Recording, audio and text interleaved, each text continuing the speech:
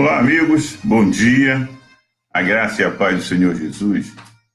Estamos retornando após um breve período em que ficamos sem transmitir a nossa reflexão e fomos cobrados por isso.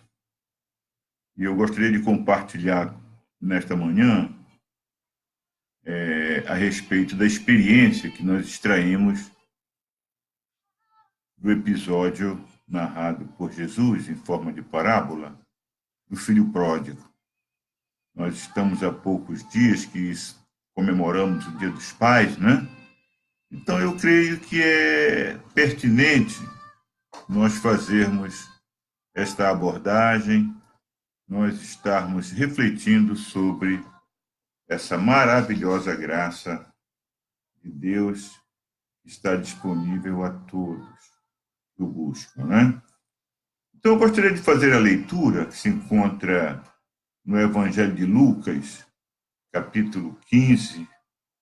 Nós vamos fazer a leitura do texto a partir do versículo 11 até o versículo 32. É um texto um pouco longo, mas é importante que nós façamos essa leitura completa para que vocês possam se situar no contexto daquilo que nós queremos apregoar nesta manhã. A parábola do filho pródigo. E Jesus disse ainda: um homem tinha 2 filhos.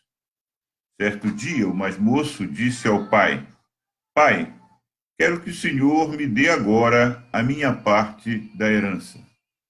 E o pai repartiu os bens entre os 2. Poucos dias depois, o filho mais moço ajuntou tudo o que era seu e partiu para um país que ficava muito longe. Ali viveu uma vida cheia de pecado e desperdiçou tudo o que tinha. O rapaz já havia gastado tudo quanto... Vou repetir, irmãos. O rapaz já havia gastado tudo quando houve uma grande fome naquele país. E ele começou a passar necessidade. Então procurou um dos moradores daquela terra e pediu ajuda.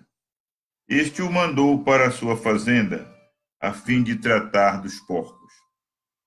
Ali, com fome, ele tinha vontade de comer o que os porcos comiam, mas ninguém lhe dava nada. Caindo em si, ele pensou: quantos trabalhadores do meu pai têm comida de sobra e eu estou aqui morrendo de fome? Vou voltar à casa de meu pai e dizer: Pai, pequei contra Deus e contra o Senhor, e não mereço mais ser chamado de seu filho. Me aceite como um dos seus trabalhadores. Então, saiu dali e voltou para a casa do pai. Quando o rapaz ainda estava longe de casa, o pai o avistou e, com muita pena do filho, correu e o abraçou e beijou. E o filho disse: Pai, pequei contra Deus e contra o Senhor, e não mereço mais ser chamado de seu filho. Mas o pai ordenou aos empregados: depressa, tragam a melhor roupa e vistam nele. Ponham um anel no dedo dele e sandálias nos seus pés. Também tragam e matem o bezerro gordo. Vamos começar a festejar, porque este meu filho estava morto e viveu de novo. Estava perdido e foi achado. E começaram a festa. Enquanto isso, o filho mais velho estava no campo. Quando ele voltou e chegou perto da casa, ouviu a música e o barulho da dança. Então chamou o empregado e lhe perguntou: o que é que está acontecendo? O empregado respondeu: o seu irmão voltou para casa vivo e com saúde. Por isso seu pai mandou matar o bezerro gordo.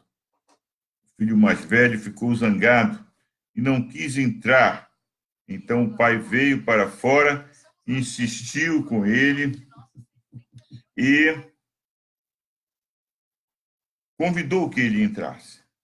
Mas ele respondeu: faz tantos anos que trabalho como um escravo para o Senhor e nunca desobedecia a uma ordem sua, mesmo assim, o Senhor nunca me deu nem ao menos um cabrito para eu fazer uma festa com meus amigos.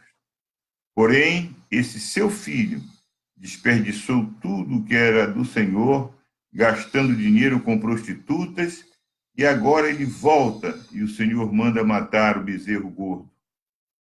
Então o pai respondeu: meu filho, você está sempre comigo, e tudo que é meu é seu. Mas era preciso fazer esta festa para mostrar a nossa alegria, pois este seu irmão estava morto e viveu de novo. Estava perdido e foi achado. Que maravilha, né? Essa atitude do pai demonstra a graça de Deus. A graça, o que é graça? A graça é um favor imerecido. Deus disponibiliza essa graça para todos, não é só para um grupo, mas para todos. A parábola que nós lemos, ela conta a história de um homem que tinha 2 filhos. O filho mais novo resolve pedir ao pai a sua parte da herança e vai para uma terra distante viver a sua vida como achava que deveria viver. Nessa terra distante, ele vai gastando cada centavo do seu dinheiro. Prazeres, farras, até que todo o dinheiro se acaba. E ele vira quase que um mendigo. E no momento mais crítico da sua vida, no momento em que ele estava chegando ao fundo do poço, ele lembrou da casa do pai. Ele lembrou da justiça do pai. E ele pensa e toma uma atitude. Eu vou voltar para a casa do meu pai. Eu vou confessar o meu arrependimento a ele e vou dizer: olha, pai, eu pequei contra Deus. E pequei contra o Senhor. Portanto, eu já não sou mais digno de ser chamado teu filho. Mas me aceita como um dos teus empregados. E ele não só pensa dessa forma, mas ele toma uma atitude. Ele se levanta e vai, e volta para a casa do seu pai. E a Bíblia diz que ele vinha ainda longe, e ele foi avistado pelo pai. E o pai, ao ver, mesmo de longe, o estado deplorável do seu filho, ele volta, ele corre imediatamente ao encontro dele. E o abraça e o beija. Imaginem, né, o cheiro dessa pessoa, que vivia entre os porcos. Caminhou, fez um caminho longo, a pé, estava suado, empoeirado, fedido de porcos. Mas o pai não olhou para isso. Como é que estão os mendigos nas ruas? Quando você passa por uma pessoa, né, que vive na rua, um mendigo, uma pessoa que está drogada já há vários dias, semanas nas ruas, sem tomar banho, coberto de sujeira, de piolhos, urinado, né, com aquela aparência, né, que causa repulsa, a gente procura passar ao largo. Essa é a realidade. Sabe por quê, irmãos? Porque nós estamos muito longe de sermos como Jesus gostaria que nós fôssemos. Esse pai que Jesus ilustra na sua parábola, ele não se preocupou com o estado deplorável do seu filho. Ele não se preocupou com a nhaca que recendia daquele corpo sujo, mal alimentado, enfraquecido pelo sofrimento da vida e do pecado. Mas ele se preocupou. Este é o meu filho. Ele voltou. E ele chama imediatamente os empregados e ordena aos empregados: olha quem voltou. O meu filho voltou. Levem-no para dentro. Coloquem a melhor roupa nele. Coloquem de volta o anel na sua mão. Calce as sandálias nele. Matem o bezerro gordo, porque nós vamos festejar. Porque o meu filho, este meu filho, estava perdido e ele foi encontrado. Ele estava morto e ele voltou à vida novamente. Sabe, irmãos? Talvez seja essa uma das parábolas capazes de nos dar o maior número de lições entre todas, pois ela é muito rica. E eu destaco para a nossa edificação alguns pontos que nós conseguimos identificar. Sabe? Mas eu quero chamar a sua atenção para um detalhe. Muitas vezes, no nosso orgulho, na nossa autossuficiência, muitas vezes, no nosso desejo de sermos autônomos, donos do nosso nariz, responsáveis pelas nossas atitudes, muitas vezes nós tomamos decisões erradas na nossa vida. E Deus tem três vontades. Nós podemos resumir assim muito panoramicamente. Deus tem três vontades: a vontade soberana, a vontade permissiva e a vontade do coração. Eu vou exemplificar para que você assimile bem essas três vontades de Deus. A vontade soberana, Deus manifesta quando ele resolve criar o mundo. E a Bíblia diz: e disse Deus, haja luz, e houve luz. E assim, quando Deus cria o universo, quando Deus cria este mundo, ele está justamente exercendo a sua vontade soberana. Ninguém poderá, ninguém pode desfazer aquilo que Deus determina por sua vontade soberana. Qual é a vontade permissiva de Deus? Como é que o senhor pode, pastor, exemplificar o que vem a ser a vontade permissiva de Deus? Olha, a vontade permissiva de Deus é aquela que faz com que ele nos dê a liberdade. Ele nos dá o livre-arbítrio, a liberdade de escolha. Sejam as nossas escolhas certas ou erradas, mas Deus nos deu essa liberdade. E ele respeita. Ele respeita. Se ele nos criou e nos deu capacidade de pensar, de sonhar, se ele nos deu um senso de dedução e de indução, com certeza. Ele nos capacita dessa forma para que nós possamos exercer o livre-arbítrio. E ele respeita isso. É o que acontece com esse filho mais novo. Quando ele se dirige ao pai e pede para que ele lhe dê a parte que lhe cabe da herança. Ora, nós sabemos perfeitamente que uma herança só é devida após a morte daquele que é o proprietário dos bens, né? Então, esse filho, quando ele se dirige ao pai e pede para ele lhe dar a parte que lhe cabe dessa herança, ele está antecipando a morte do seu pai. Ele está, talvez, na sua incoerência ou no seu, sabe, no seu impulso de juventude, ele está tomando uma atitude terrível. Quantas vezes, irmãos e irmãs, amigos, colegas, companheiros de trabalho na Marinha, irmãos da igreja, você que está assistindo porque passou no canal e detectou e parou para ouvir, mas quantas vezes na nossa juventude nós temos tomado decisões que nos custaram caro.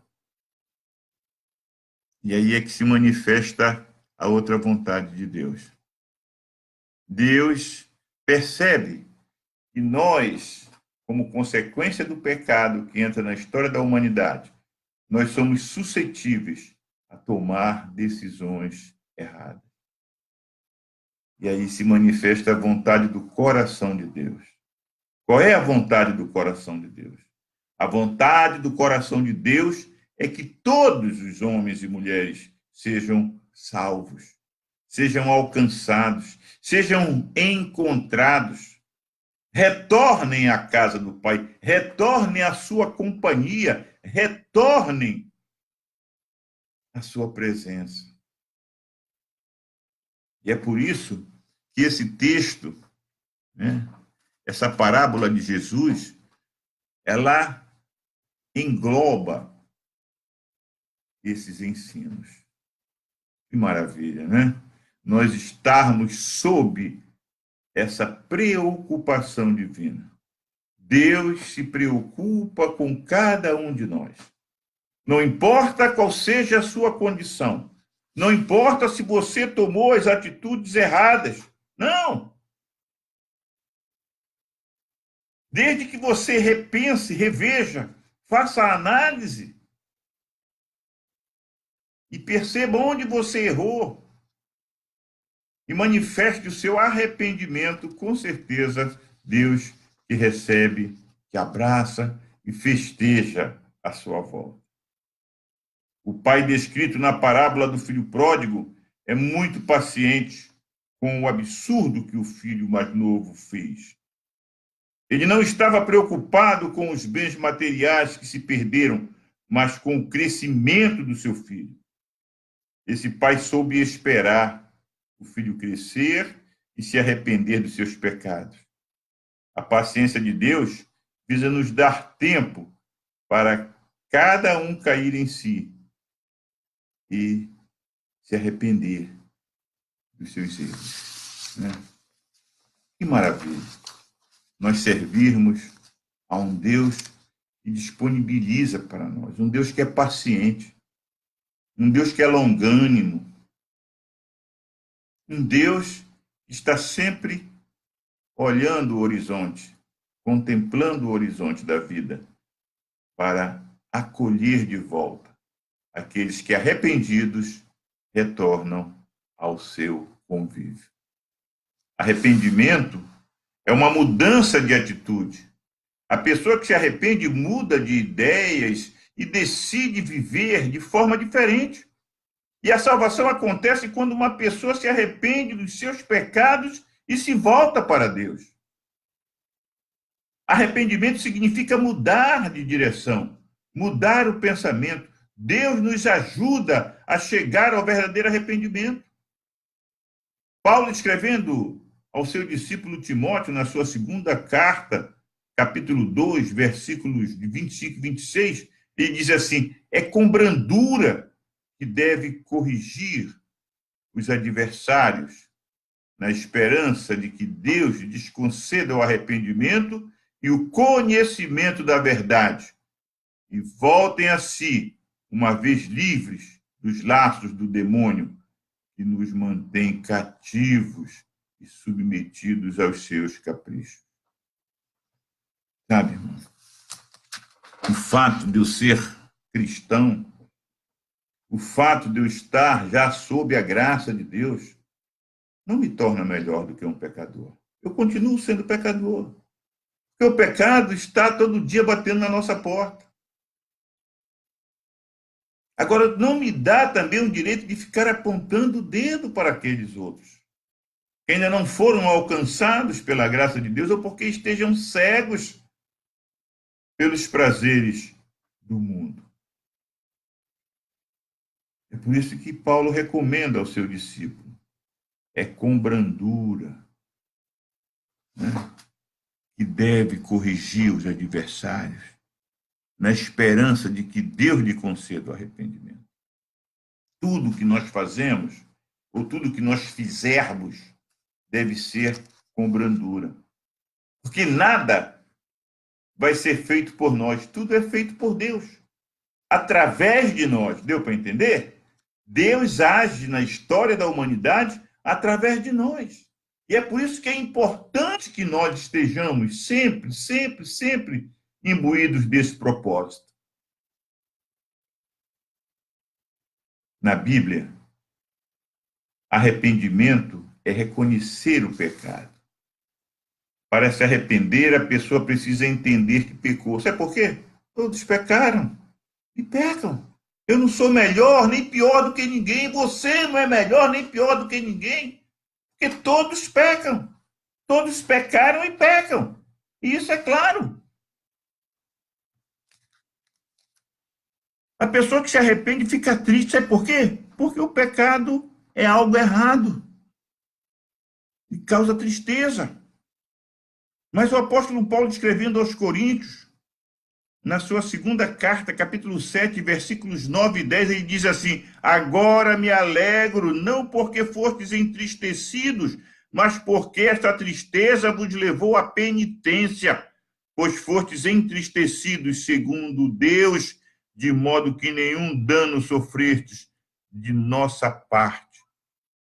De fato, a tristeza, segundo Deus, produz um arrependimento salutar, de que ninguém se arrepende, enquanto a tristeza do mundo produz a morte. Olha como é que Paulo usa as palavras, né? Ele diz que a tristeza produz um arrependimento salutar, de que ninguém se arrepende. Ora, essa tristeza é produzida pela consciência do pecado, pela consciência do erro cometido, e vai produzir uma tristeza, um arrependimento, mas que não vai dar, sabe? Não vai causar no ser humano que se arrepende, sabe? Não vai causar nenhum sofrimento. Nem vai causar arrependimento. Ah, eu vou me arrepender de ter me arrependido porque eu era um pecador? Não, não. Negativo. Agora, a tristeza produzida pelo pecado, a tristeza produzida pelo mundo, essa sim. Essa sim. Essa vai causar depressão, essa vai causar vontade de suicídio, essa vai causar uma série, sabe, vontade, desejo de largar a família. Essa tristeza causada pelo mundo, muitas vezes faz com que o ser humano enverede pelo caminho das drogas, porque percebe que não há volta. Ah, não tem mais jeito para mim. Negativo, querido. Negativo, minha querida. Você talvez esteja triste neste momento, talvez você esteja passando por momentos de depressão, achando que não tem mais solução, que não tem mais alternativa, que não tem mais jeito. Agora o que me resta é comer a comida dos porcos. É isso que você quer? Compartilhar com os porcos a lavagem que eles comem? Já não basta a nhaca dos porcos que está recendendo em você pelo pecado cometido? Mas eu quero te dizer, meu querido, minha querida, que é justamente neste momento que você precisa tomar uma atitude. Você precisa se levantar. Você precisa se erguer, motivado por essa força que o arrependimento produz. Não, eu não quero mais isso para mim. Eu não mereço isso. Deus quer o melhor para os seus empregados. O meu pai quer o melhor para os seus empregados. O que ele não há de querer para mim? Eu vou voltar para o convívio com meu pai. Eu vou pedir perdão a ele. Eu vou dizer: olha, pai, eu pequei contra Deus e contra ti. Eu não sou mais digno de ser chamado teu filho, mas me recebe como um dos teus empregados. Aleluia. Sabe? Essa certeza que produz em nós essa vontade de consertar tudo que está errado, ou tudo que esteve errado até o presente momento. Sabe? E qual será a atitude do pai Como é que esse pai vai nos receber? A Bíblia diz que o pai avistou, Lucas 15, 20. O pai estava sempre olhando no horizonte, esperando por seu filho. Naquele tempo, mesmo as pessoas ricas viviam juntas nos vilarejos por uma questão de segurança. Assim, todo vilarejo sempre via o pai com os olhos fixos no horizonte, esperando pelo seu filho. Eles certamente se compadeciam do homem, mas amaldiçoavam o filho ingrato. Então, vê se não é assim que acontece na nossa vizinhança. Quando você percebe que alguém é da tua vizinhança está sofrendo por uma injúria ou por uma atitude errada de sabe, do marido ou de um filho, né? As pessoas se revoltam. As pessoas se revoltam, tendem a buscar a execução da justiça pelas suas próprias mãos. A gente vê isso todo dia nos noticiários. Mas o pai, a pessoa que sofre o escárnio, a pessoa que sofre a ofensa, se ela tem Deus no seu coração, e é isso que Jesus quer mostrar para nós, com essa atitude do pai, todo dia o pai olhava para o caminho, ele olhava para a estrada, com o coração cheio de esperança. E um dia ele haveria de ver aquele filho retornando para ele. E isso causava revolta nos vizinhos. Isso causava revolta naqueles que estavam próximos daquele pai, porque eles viam o sofrimento daquele homem, mas não podiam ver a esperança no seu coração, aleluia. Eles não podiam imaginar a esperança que havia, porque Deus sempre espera o melhor. Ele diz, olha, eu aqui sei os pensamentos que eu tenho a respeito de vós. Sabe? É isso. É isso que comove aquele que lê essa parábola, aquele que faz essa leitura buscando entender a atitude desse pai. O que é que enche o coração desse pai de esperança? É o desejo de perdoar o filho. É a graça que ele tem guardada no seu coração para, sabe, receber esse filho de volta e dizer, olha, meu filho, está aqui o teu anel de volta. Está aqui uma roupa limpa e nova para você. Tem festa para celebrar o teu retorno. Sabe, meu querido, minha querida? Nós precisamos aprender com esse pai. Nós precisamos buscar na nossa relação com os nossos filhos e filhas, com o nosso cônjuge, nós precisamos aplicar melhor esses valores. O pai correu, Lucas 15, 20. A segunda coisa que o pai fez foi correr. No grego, tem mais de uma palavra para expressar o significado de correr. Uma palavra fala da corrida lenta e constante, enquanto a outra fala de uma largada explosiva. Qual das duas você acha que Jesus usou aqui? Foi uma explosão em direção ao filho. Ele correu no ritmo do seu próprio coração, cheio de amor. O pai viu o filho vindo ainda longe, então correu em sua direção. Naqueles dias, pessoas idosas não corriam, pois eram considerados indignos, mas o pai ergueu a sua roupa e correu em direção ao seu filho. Ele abriu a mão de sua glória como pai. Esse é o único lugar na Bíblia que se diz que Deus correu. Interessante, né? Era indigno para um idoso, ou era indigno a um idoso correr. Perceba quantas coisas nós temos feito que são indignas. Quantas atitudes nós tomamos que são indignas. Mesmo assim, nós tomamos. E tomamos, às vezes, para prejudicar. Tomamos, às vezes, para humilhar. Tomamos, às vezes, porque nos achamos os donos da verdade. Mas esse pai mesmo ofendido. Esse pai, mesmo traído, ele toma uma atitude que, na sua idade, já era considerada indigna. Mas ele corre para abraçar o seu filho, para acelerar, para apressar o momento do encontro. Não um encontro meramente visual, mas um encontro físico. Eu quero apalpar novamente o meu filho, aleluia. Eu quero sentir o calor do meu filho sendo envolvido pelos meus braços. Coisa maravilhosa.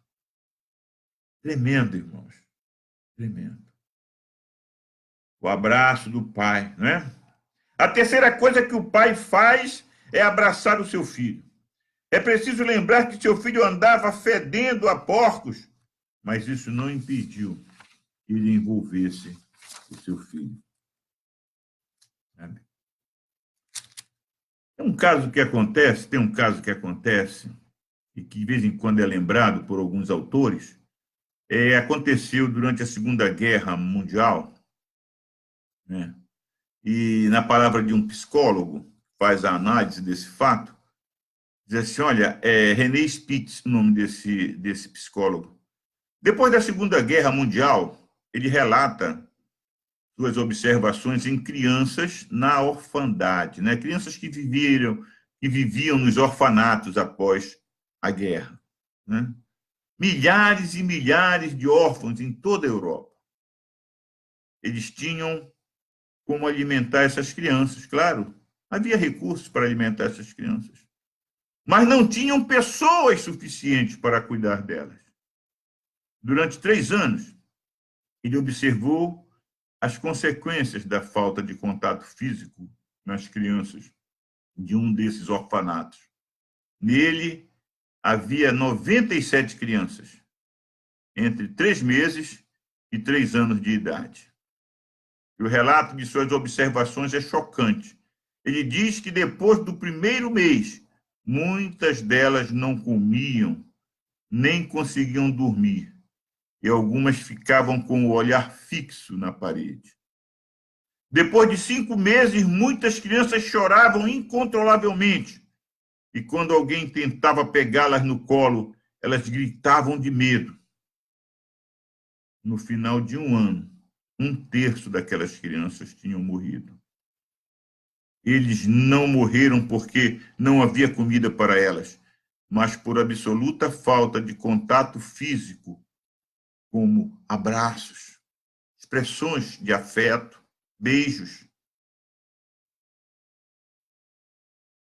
Muito triste compartilhar essa história. Mas ela mostra a necessidade do ser humano. Nós somos seres humanos. Nós precisamos de calor humano.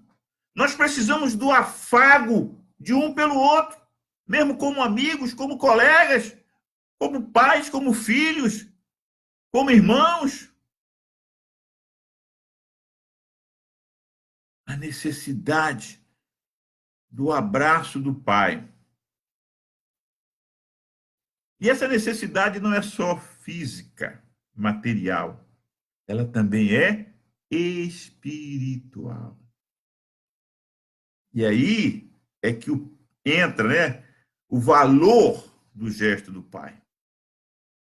O pai, ele simplesmente, ao abraçar o filho, ele está devolvendo a ele aquele amor que estava guardadinho ali.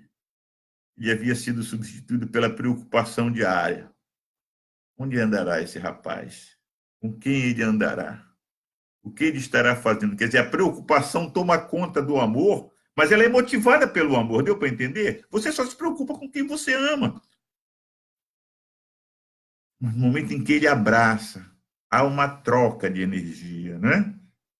E nessa troca ele substitui a preocupação pelo amor.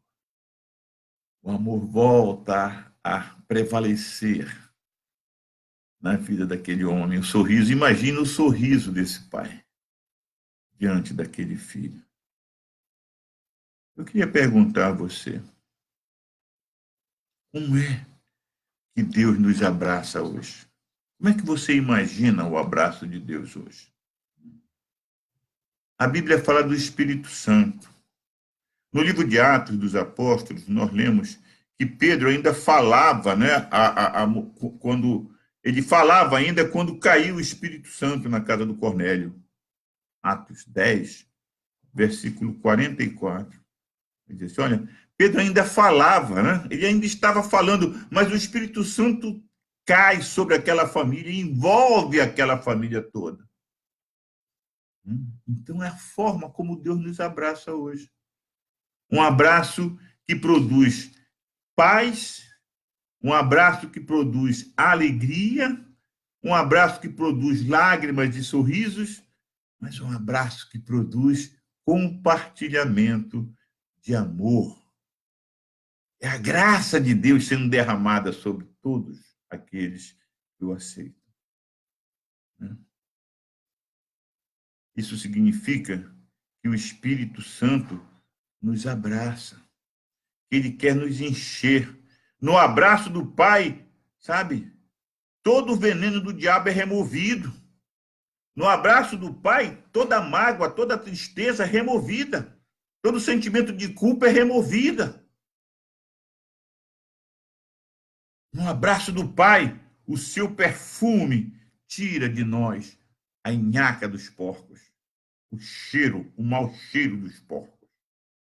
No abraço do Pai, nós somos curados, somos restaurados.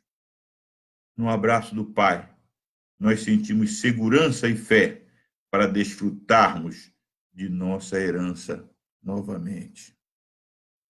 Sabe, irmãos? Meu querido, minha querida, você nunca saberá quanto o Pai lhe ama, até entender o quanto o Pai ama Jesus, pois ele resolveu entregar a Jesus para ter você. Que maravilha, né? Que Deus nos abençoe.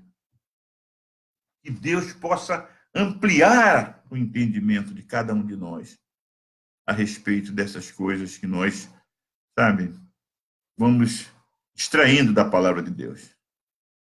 Eu agradeço a todos aqueles que pararam para ouvir, para todos aqueles que manifestaram através do like, né, a sua aceitação a essa palavra.